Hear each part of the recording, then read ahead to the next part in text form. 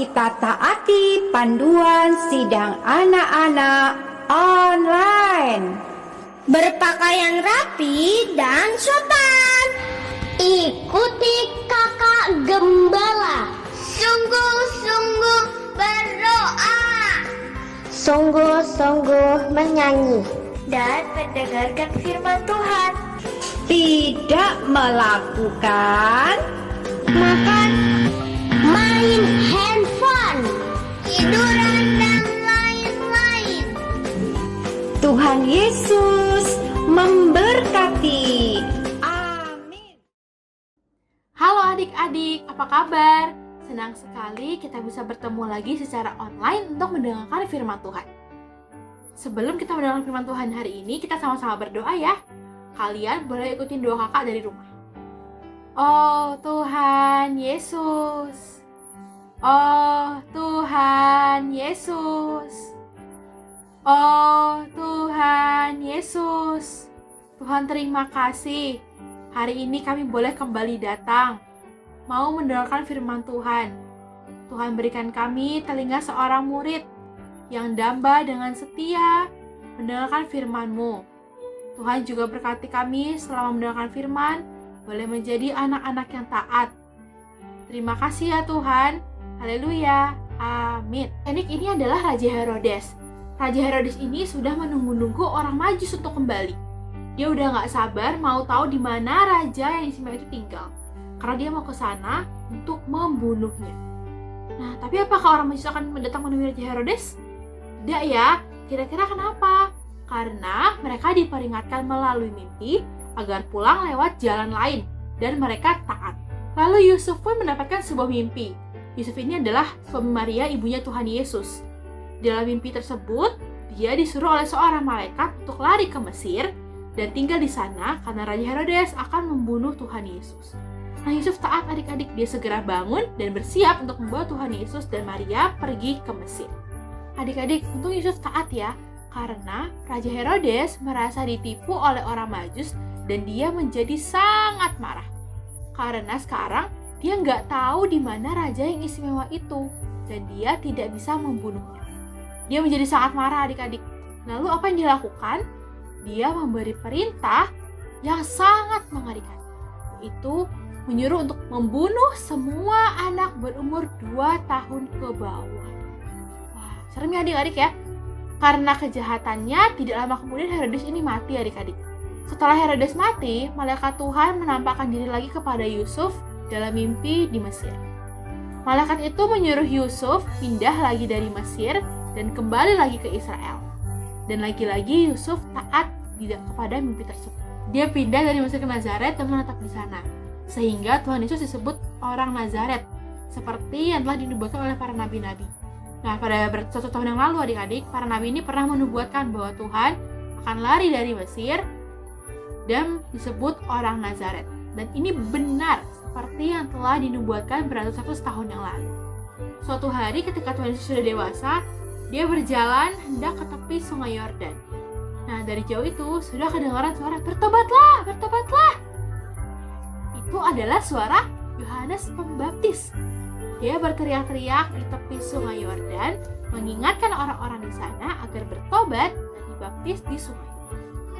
Begitu melihat Tuhan Yesus datang, hati Yohanes ini berdebar-debar dengan senang adik-adik. Tapi dia sangat terkejut ketika Tuhan Yesus meminta supaya dia dibaptiskan juga di sungai tersebut. Pasti Yohanes juga bingung adik-adik, gimana mungkin dia membaptis seorang raja? Tapi Tuhan berkata, sudah sepatutnya kita menaati seluruh kehendak Tuhan. Dan maka Yohanes pun membaptis Tuhan Yesus. Kemudian apa yang terjadi adik-adik? Ketika Tuhan Yesus keluar dari dalam air, langit terbelah. Lalu turunlah Roh Kudus berupa burung merpati yang putih ke atas Tuhan Yesus. Dan terdengarlah suara dari langit, "Inilah anak yang kukasihi, kepadanya lah aku berkenan." Nah adik-adik, Tuhan kita sangat ajaib ya. Dia juga dibaptis di sungai Yordan oleh Yohanes Pembaptis. Kurang lebih sudah 6 minggu sejak Tuhan dibaptis di sungai Yordan, banyak orang yang mau menjadi pengikut Tuhan Yesus. Kemanapun dia pergi, mereka selalu mengikuti Tuhan. Maka Tuhan Yesus pergi ke sebuah gunung untuk berdoa. Di semalam suntuk dia berdoa kepada Bapa yang ada di surga. Dia mau memilih murid adik-adik, tapi dia nggak mau memilih berdasarkan kehendaknya sendiri. Dia hanya mau menuruti kehendak Bapa. Karena itulah Tuhan Yesus berdoa semalam suntuk untuk menentukan murid-muridnya. Keesokan harinya Tuhan memilih 12 rasul. Yang pertama adalah Simon Petrus. Simon Petrus ini adalah seorang nelayan adik-adik. Tuhan memanggil dia bersama dengan saudaranya yaitu Andreas. Simon Petrus dan Andreas adalah dua rasul pertama yang Tuhan panggil. Tuhan bilang kepada mereka untuk disuruh menjadi penjala manusia. Berikutnya adalah Andreas. Andreas ini lebih pemalu, dia tidak seperti saudaranya yaitu Simon Petrus. Yang ketiga adalah Yakobus. Dia juga adalah seorang nelayan. Dia memiliki saudara yaitu Yohanes. Mereka adalah anak-anak Zebedeus yang kadang disebut anak-anak guru. Berikutnya adalah Yohanes. Dia adalah saudaranya Yakobus. Dia terkenal sebagai rasul yang terkasih. Yang kelima adalah Filipus. Ketika Tuhan Yesus memanggil Filipus, dia langsung mencari temannya yaitu Bartolome. Yang keenam adalah Bartolomeus. Nama lainnya adalah Nathanael. Dia sangat suka mempelajari kitab suci. Yang ketujuh adalah Matius. Dulu dia adalah seorang pemungut cukai, kemudian Tuhan memanggil dia. Rasul yang ke-8 adalah Thomas. Thomas ini hampir tidak percaya bahwa Tuhan sudah bangkit, karena dia tidak hadir waktu Tuhan Yesus menampakkan diri kepada murid-murid. Yang ke-9 adalah Yakobus. Dia dikenal sebagai Yakobus muda, dan ayahnya bernama Alfeus. Yang ke-10 adalah Tadeus. Dia adalah saudara Yakobus muda. Kadang dia juga dipanggil Yudas. Ke-11 adalah Simon. Dia dipanggil sebagai pengikut Tuhan yang setia.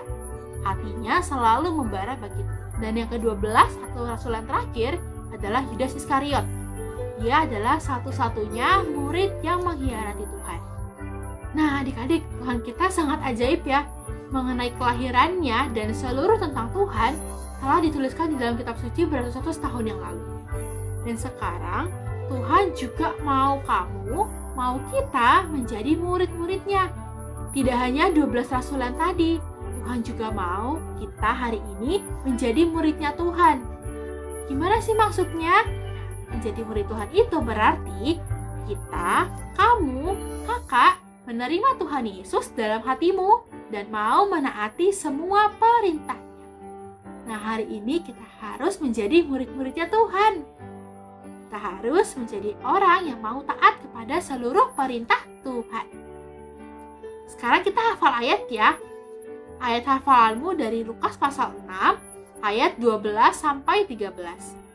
Pada waktu itu pergilah Yesus ke bukit untuk berdoa, dan semalam-malaman ia berdoa kepada Allah. Ketika hari siang, ia memanggil murid-muridnya kepadanya, lalu memilih dari antara mereka 12 orang yang disebutnya rasul. Nah adik-adik, sekarang kita berdoa ya. Kita seru nama Tuhan bersama-sama, kemudian boleh ikutin doa kakak dari rumah. Oh Tuhan Yesus, oh Tuhan Yesus, oh Tuhan Yesus. Tuhan terima kasih karena Tuhan memilih kami menjadi murid-muridnya Tuhan. Hari ini kami mau menjadi murid-muridnya Tuhan. Murid-murid yang mutlak percaya kepada Tuhan, juga taat kepada setiap kehendak-Mu, setiap perkataan-Mu. Karena itu Tuhan terus jaga kami, Tuhan terus pimpin kami, setiap hari, setiap saat, mau menjadi murid-murid yang taat kepada perkataan Tuhan. Terima kasih ya Tuhan. Haleluya. Amin.